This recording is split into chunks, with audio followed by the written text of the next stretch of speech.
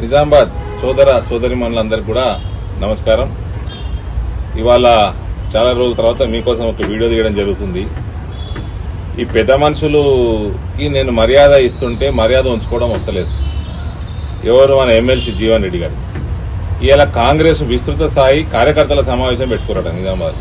అందులో MLC Jeevan Reddy comments అట, లోక్సభ ఎన్నికల్లో బీజేపీ ప్రలోభాలతో గెలిచింది, ఓటర్లకు డబ్బులు పంచిన ఎంపీ అరవింద్ కాంగ్రెస్ పై ఆరోపణలు చేయడం విడ్డూరం, మోడీ ప్రభావం కూడా కలిసి వచ్చింది.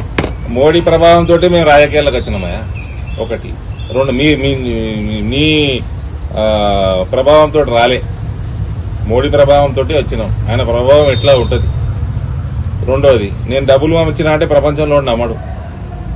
అసలు మీరు పెద్ద మనుషులు 200 రూపాయలు మన మే 11వ తారీఖు రాత్రి 12 గంటలకి మీ వాళ్ళు మీ లీడర్లందరూ 6 రోడ్ల మీద 200 రూపాయలు కట్టలు పట్టుకుని ఏడు తిరుగుతారు, కూరగాయలు ఉంటుంది తిరుగుతురా.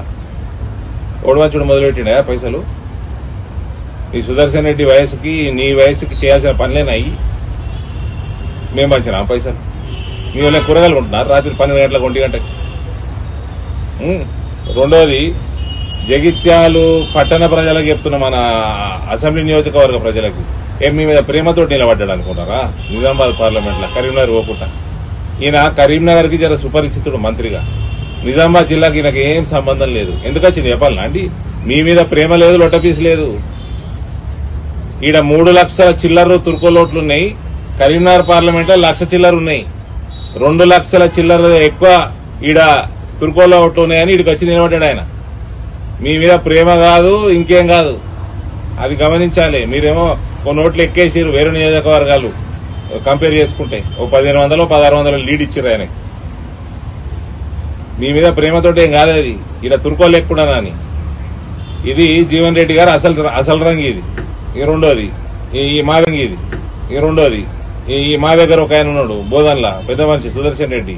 ఈయన వయసుకు తగ్గట్టు ఈయన వ్యవహారం చేస్తలేడు. ఈయన ఏం చేస్తున్నాడు?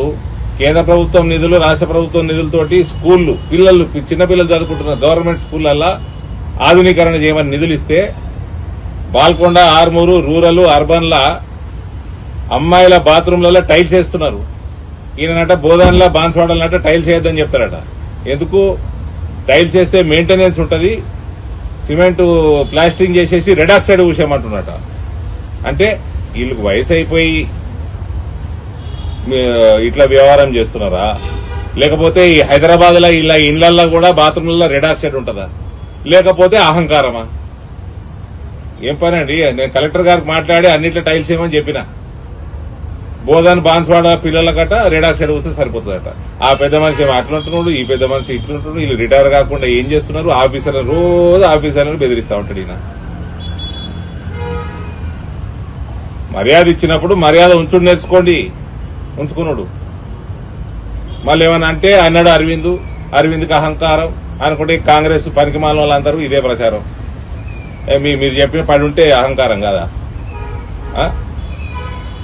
మళ్ళీ చెప్తున్నా, జీవన్ రెడ్డికి జగిత్యాల వాళ్ళ మీద ప్రేమేం లేదు. ఈడ తుర్కోలోట్లు ఎక్కువ నేను వచ్చి నిలబడ్డాడు అంతే. ఈడ కరీంనగర్ పోకుండా 1 లక్ష చిల్లరతోటి ఓడిపోయిండు. ఒకవేళ కరీంనగర్ అన్ని ఓట్లుంటుంటే 3 లక్షలతో ఓడిపోయినా.